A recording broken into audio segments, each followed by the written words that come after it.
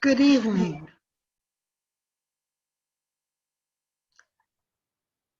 I'm delighted to welcome you to the Greenville Women Giving first ever Zoom kickoff.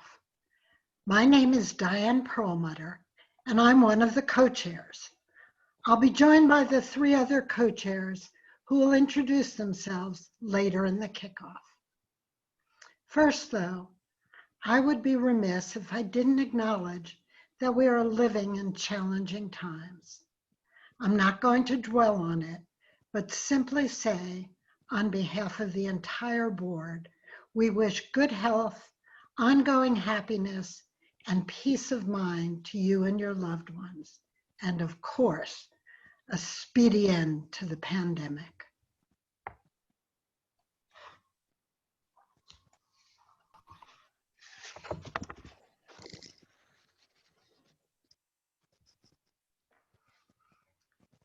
Before we proceed, I have some technical announcements. Your computer has been put on mute, and we ask that you keep it that way so we don't hear your dog barking or your phone ringing. And please don't use the chat function because it will come on screen for everyone to see whether you want it to or not. Second, I have a confession. Actually, it's more a word of caution. We've never done anything quite like this before. And as most of you know, there's always the chance something can go wrong technically. It's not likely, but it is possible. I can assure you we've done everything we can to prevent that. We've rehearsed a lot, even with an audience. Our fabulous administrator, Melanie Dixon, has done research and spoken with experienced Zoomers to learn the tricks of the trade and how to quickly fix problems. However, the truth is we can't control weather or bandwidth, and both of these can cause problems. So if we do have a glitch, please just hang in there and we'll get back on track as quickly as possible. If it's something bigger, we'll sign off and within 24 hours, send you an email with a link so you can see the contents of this kickoff. Now, I'd like to thank our sponsors who, even in these challenging times, are once again at our side. Our partners, Brand in Motion Creative Services, Details Public Relations, Town Magazine, and their parent community journals. These organizations have been critical in our ability to tell the GWG story. We couldn't have done it nearly as well without them. Thanks also to our long-term sponsors, Bank of America and Merrill Lynch, and also their employees who are members. We hope you've all Zoomed in. Our loyal supporters, Charles Schwab and GWG member Joan Herlong and her real estate company affiliated with Sotheby's. And a very special thanks to the Community Foundation of Greenville. You make our lives much easier by providing us with support and services.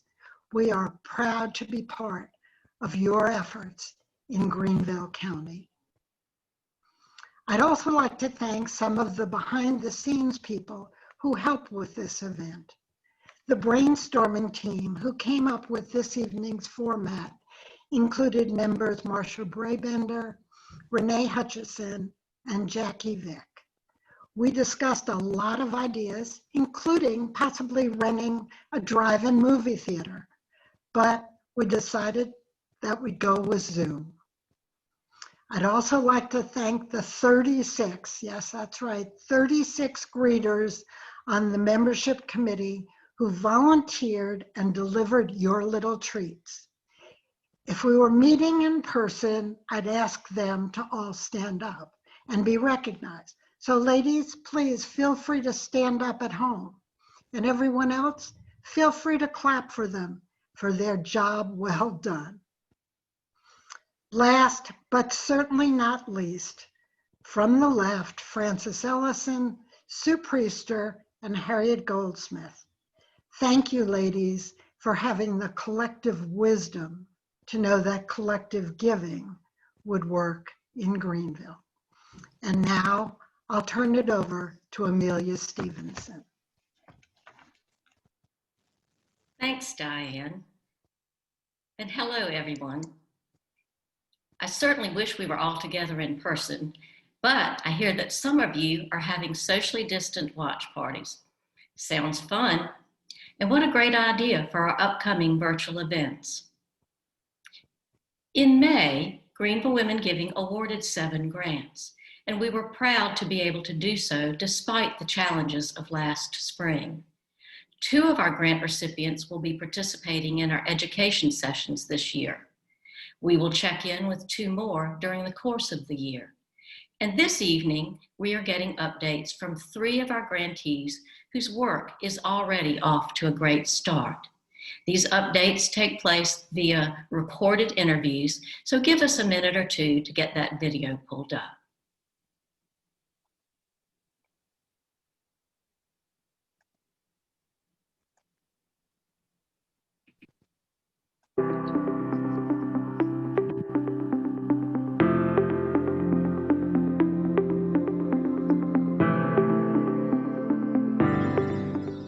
Hi, I'm Amelia Stevenson, and today I have the opportunity to visit 3 of our 2020 grant recipients and get updates on how they're using Greenville Women Giving's grant funds.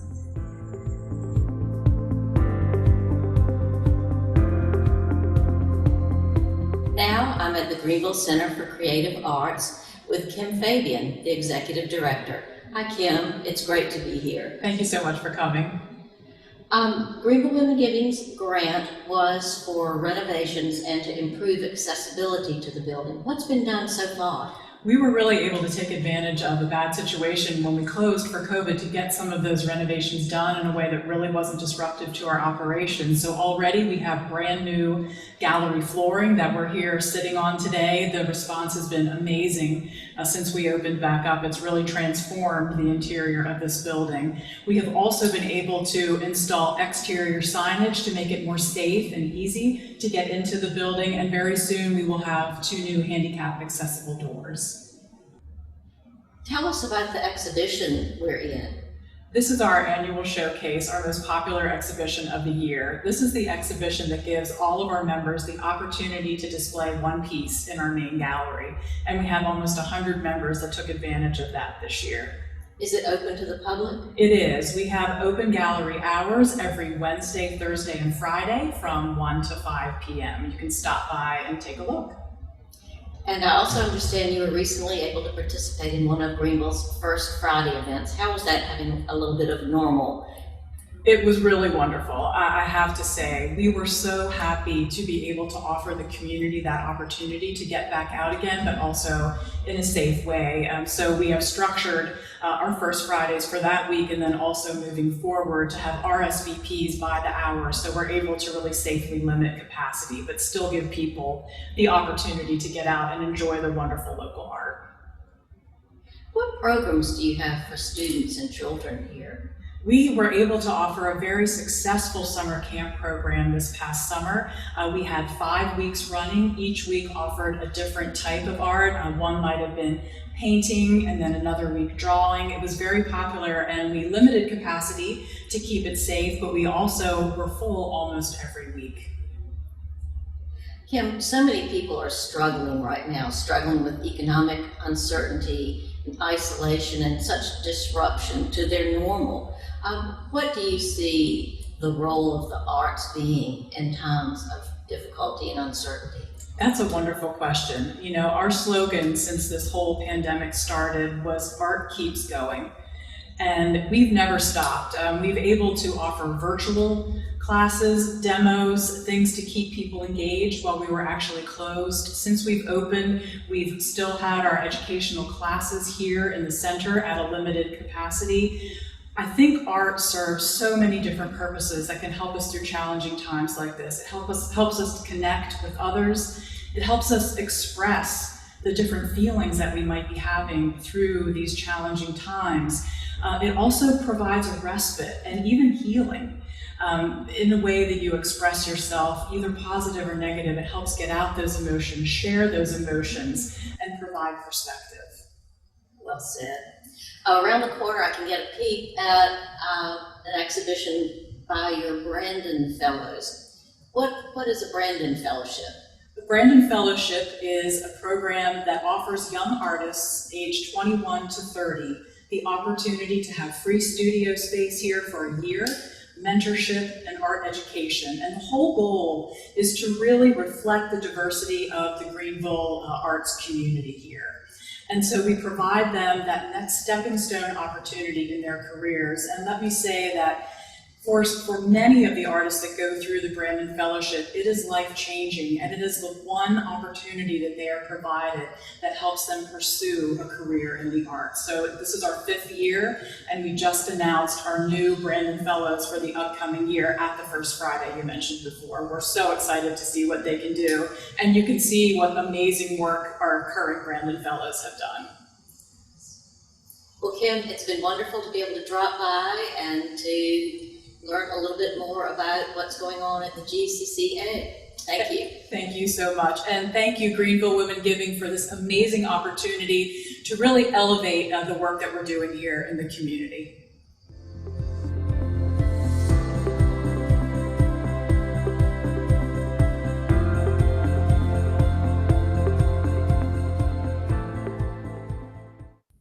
Hi, I'm at Harvest Hope Food Bank with Yasha Rodriguez, Grant Specialist. Yasha, thank you for having me today. Thank you so much for coming, and thank you to everyone at Greenville Women Giving for their support. Absolutely.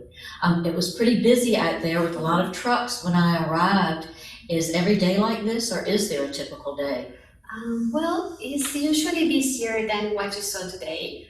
Today we didn't have, at this time, we didn't have the service line for people outside as we are doing during the pandemic.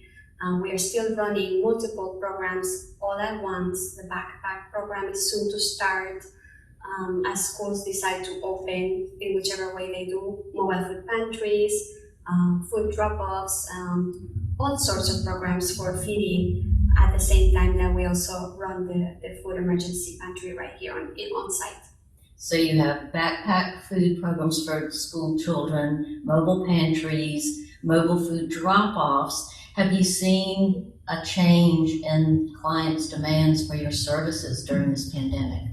Yes, as an example, for the emergency food pantry that we run right here on site, people would come directly to the warehouse seeking assistance. And we used to service between 150 and 160 individuals per day, reaching about 600 on particular days. But the demand has skyrocketed. Now we're seeing thousands every week. In fact, last week alone, we serviced maybe 8,000 individuals, and almost 4,000 of those were people seeking assistance right here, right on site. That's incredible. That's a huge increase. Greenville Women Giving's grant to Harvest Hope was to assist with building new loading dock equipment. And how is that helping Harvest Hope in its mission? It's critical to the mission of Harvest Hope, and we wouldn't be able to do it without your support. The intake and the distribution are constant here. We have lines of trucks that would be waiting to drop off food items, people trying to load pickups and trucks with food that they will redistribute at their locations. And we only had 4 docks operational. One would almost never work, so it was basically 3.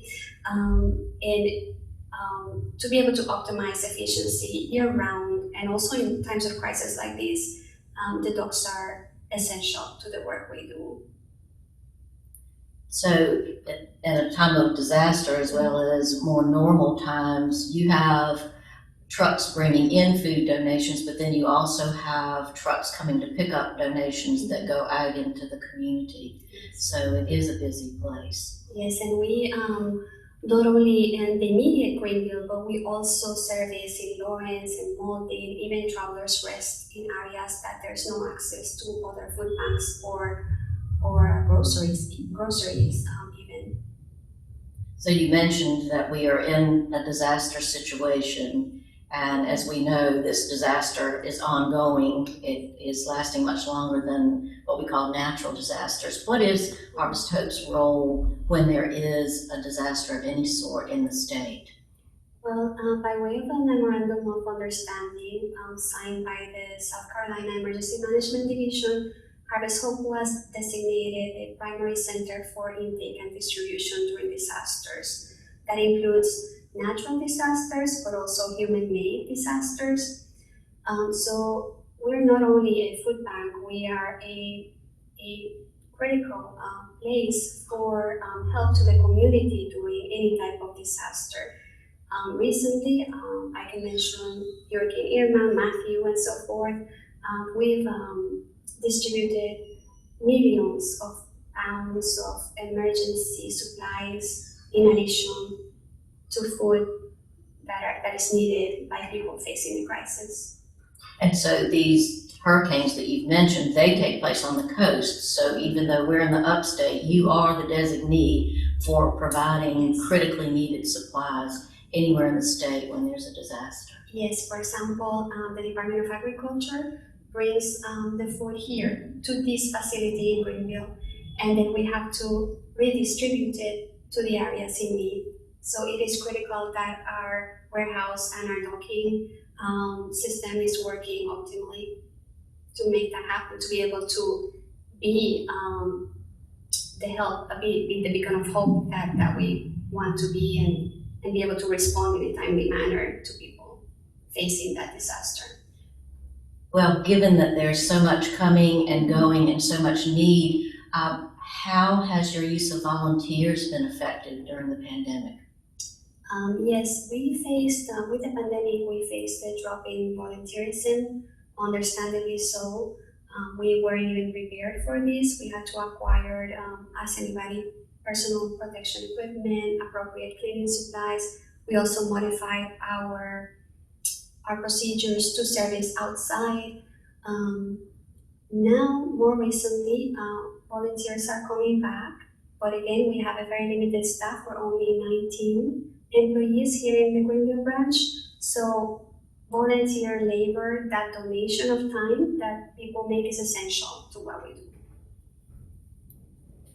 Well, thank you for letting us talk to you today, Asha, and taking time out of your busy day. And I have to say, to use your words, thank you, and thank you to Harvest Hope for being a beacon of hope, both locally in our community and to the state. And we appreciate you so very much. Thank you so much, and thank you for making this possible and wanting to help through us.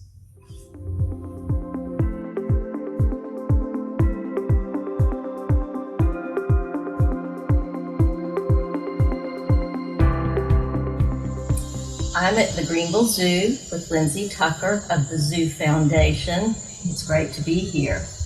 Thank you so much. We are so excited that you guys can be here and see what we have going on. So Greenville Women Giving's grant was to renovate and expand the leopard housing area. Why is that so important?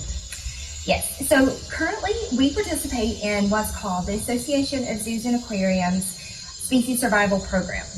The Amur leopard is the most endangered wildcat species in the world. So what we can do is to help the Association of Zoos and Aquariums make sure that that cat species is safe. So we have an excellent breeding program, and we are able to do that here currently in our facilities. But we cannot keep all of our family of leopards together. So right now, our male leopard Nelkad is on loan to the Philadelphia Zoo because we do not have adequate space to be able to house our family of leopards, and we do have cubs. So what this grant means for us is that we can continue working in this important program, and we can keep all of our leopards here and happy. So we will have separate rooms in our housing, and we'll be able to have both adults and cubs, and to be able to do everything that needs to be done and to keep them here. That's great. How many visitors come to the zoo in a normal year? So we normally have over 300,000 visitors each year. Wow. So that is a mixture of our upstate area, a lot from there, and even in North Carolina and surrounding areas. Wow. Tell us about programs that you have for children here at the zoo. Yes, so our education program is really a leading hands-on education availability for our area. We have programs normally on-site. We normally have on-site programs everywhere from toddlers all the way through high school. Schools can access through field trips, individuals in a variety of ways. We actually also have the ability to bring the zoo to our community with our Zoomobile and our virtual programs. So the Zoomobile has one of our talented education staff members and our ambassador animals. We bring that to birthday parties, we bring that to schools, we bring that to community centers, and to be able to just have that chance to bring it to the community. Our virtual program actually just won the Pinnacle Award for the 7th year in a row. Our education staff did for how good and how well they do virtual programs, which is huge right now because it's all we have. So to be able to provide in this pandemic. So we have done that well, and we've actually been able to help other zoos with questions and developing programs for them as well. Speaking of programs, how important are volunteers to the zoo? So volunteers are an integral piece of what we do here. We have volunteers help with landscaping. We have volunteers help with our education department. We have special event volunteers. And we actually have what we call docents. It's a special group of volunteers who are trained by our education department to walk around the zoo and interact with our visitors. They can work with ambassador animals and really round out our education staff. So currently we are not allowed to have volunteers on site, but in any normal time, they play a huge role in what we do here. How has the pandemic affected the zoo's revenues?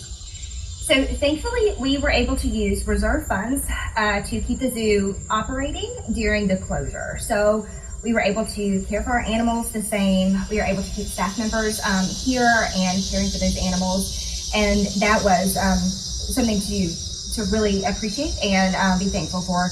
However, the use of those reserve funds has impacted what we can do from a capital perspective. So the projects that are important to the zoo are going to absolutely be necessary to have the grants and the donations and the people supporting their zoo.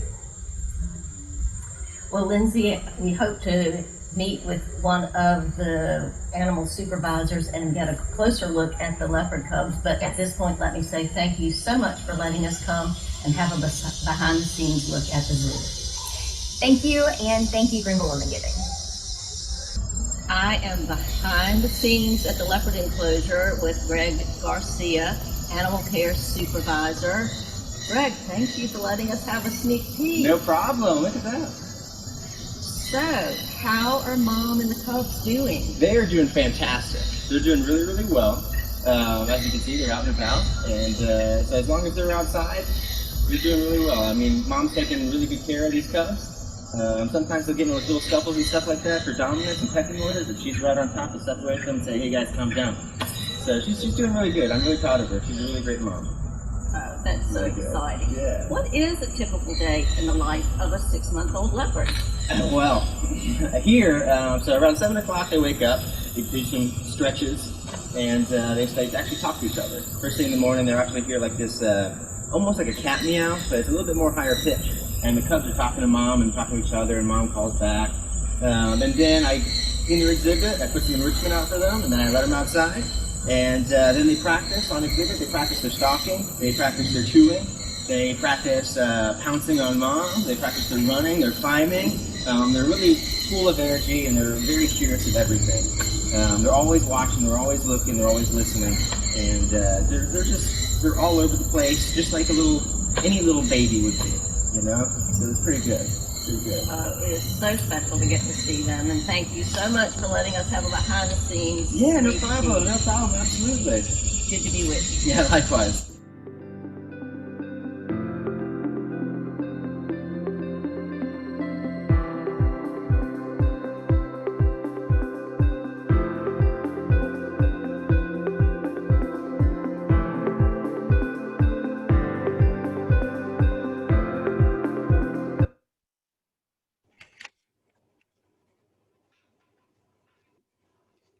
Good evening.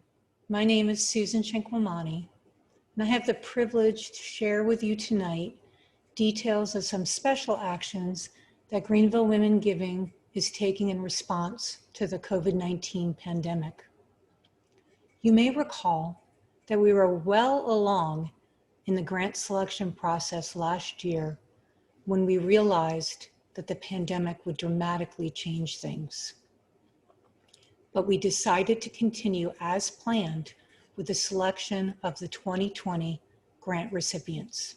And as you just saw, they are already having a positive impact in our community. It is now 6 months later, and there continue to be large challenges facing our local nonprofits.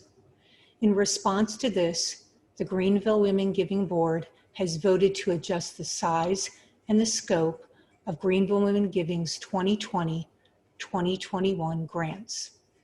Recognizing that the immediate need of our local nonprofits is sustainability, the board has agreed that grants this year should support the core mission of organizations that provide essential services in the Greenville community.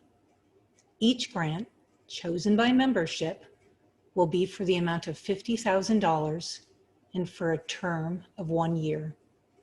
Core mission grants can be used to support and expand services, for operational expenses, to increase capacity, for program development, and to improve efficiency and effectiveness. Through this one-time adjustment, Greenville Women Giving hopes to help community nonprofits weather this economic storm and continue their vital work. We believe our grants will help to offer nonprofits the flexibility to meet the financial strains, the increased financial strains of increased demand for services, coupled with the shortfall of donations and volunteers. We remain committed to awarding at least one grant in each of our 5 funding areas: arts, education, environment, health, and human services. Our stringent application and grants review process will continue.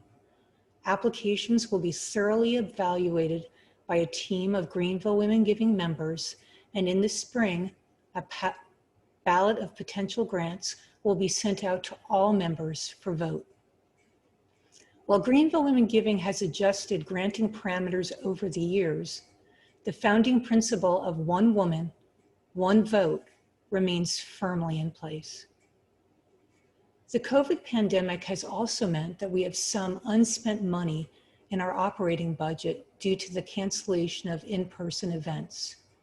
Many of you have told us that you would like to be part of the effort to support those impacted by the virus.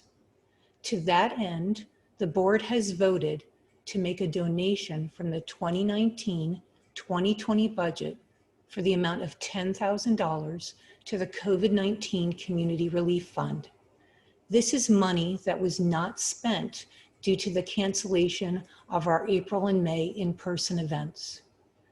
The COVID-19 Community Relief Fund was launched in March 2020 by the United Way of Greenville County in partnership with the Community Foundation of Greenville and other large community funders to assist Greenville County's most vulnerable with the resources they need during this time. 100% of the donations support efforts to provide relief to people impacted by the coronavirus and its effect on the community. The fund continues to provide critical resources such as food, housing, and access to healthcare and transportation through Greenville County's outstanding social services providers.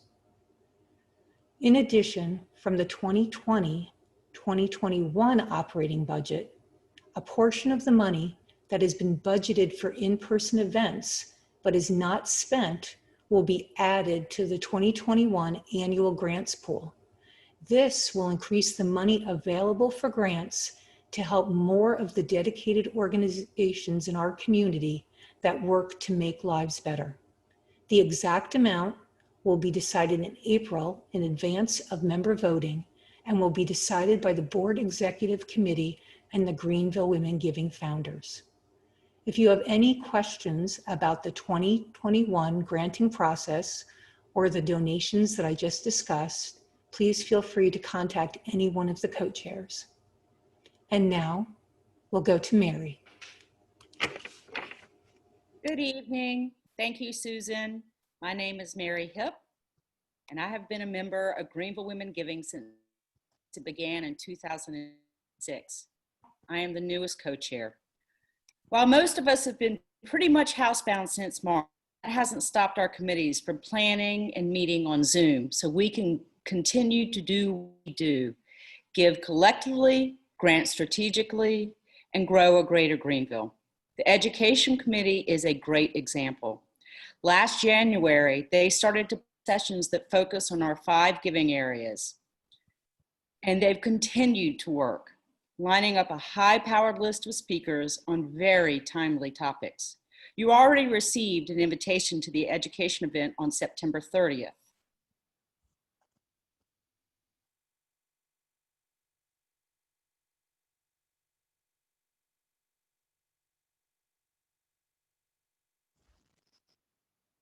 And waterways. Please be sure to RSVP as we are planning to have Q&As at the end of the presentation, and the number of attendees will determine how we do that. Again, we're all learning new things. The membership committee has also been busy. Diane mentioned their extraordinary efforts in delivering your treats, and we all hope you are enjoying them, just a little butter. But they've also been planning for some recruitment events via Zoom. Very high on their wish list was a video that could explain why we have all become members of this extraordinary organization and why our friends and colleagues should join us as well. I can think of no better way to end this meeting than by sharing this very special video.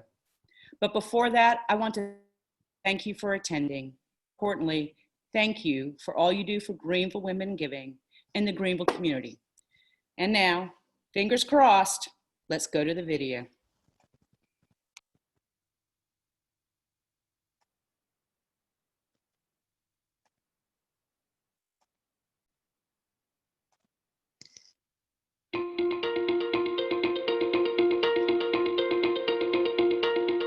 We thought it might be fun for the 3 of us to get back together exactly where we were 10 years ago when Greenville Women Giving was launched. From the very beginning, the Community Foundation was our basis, our home, our main supporter. Our interest in starting a group like this coincided with the 50th anniversary of the Community Foundation. So very wisely, they put out a challenge to us. Well, this sounds like a good idea, ladies. If you can get 50 members, we will match that with a grant. So if we got 50 women to contribute $1,100, they would contribute $50,000. There are so many things that make me proud of being a member of Greenville Women Giving. The first is the diversity and the passion and the level of dedication that our members bring to their work. Every decision about where the money is spent is thoroughly researched and also democratically made. The committee goes out and researches a number of potential grants, brings it to the entire group, and every member gets to vote on where they'd like to see the money spent. I love this organization for so many reasons. First of all, I love it for the collective giving aspect. That was what drew me in right away. But I also love the women that are part of this organization. I've never been in an organization with women who are as open-hearted, as loving and supportive as the women in this organization. Two of my favorite nonprofits that I've had the opportunity to work with are Harmony House and Jasmine Road. Both organizations serve a community of women. They provide housing along with other services to women who are making a big change in their life and trying to get back on their feet. And it was really exciting to see both of those nonprofits get funded and just to see how we were able to take part in that. Once I became involved in Greenville Women Giving, I became aware that despite that Greenville is a great city with culture and very vibrant, I also come to realize that there is an underbelly in Greenville of communities that are impoverished or of low income that have social needs out there. And that's where Greenville Women Giving has had a considerable impact. Greenville Women Giving has greatly broadened the knowledge I have about the needs in the community, the education that we have, and then 20 different grants to read every year brings your focus on things that you might not normally pay attention to, arts and culture or education, because you're interested in something else. So it really is an opportunity to learn a lot about different areas in the community that you wouldn't come in contact with normally. One of the most important things I recognize, first of all, is that it's all women coming together, dedicated to helping others in the community. People say, how big should we get? And I guess part of the answer is, well, are there still needs in Greenville County that we might help with? If the answer is yes, maybe we should keep growing. And every time we have a ballot, every spring, when I hear people talk about how hard it was to fill out their ballot and how hard it was to prioritize those needs, there is a reminder that if we have more people, we have more money, and we can meet more needs. I hope we'll consider being a part of Greenville Women Giving. You can join a dynamic group of women who are as passionate as you are about making Greenville better for all. Please consider joining Greenville Women Giving. Please consider becoming a member of Greenville Women Giving.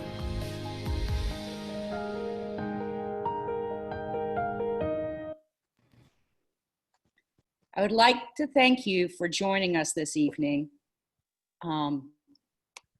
And on behalf of the coaches, we look forward to what's up next. Please have a great evening. Good night.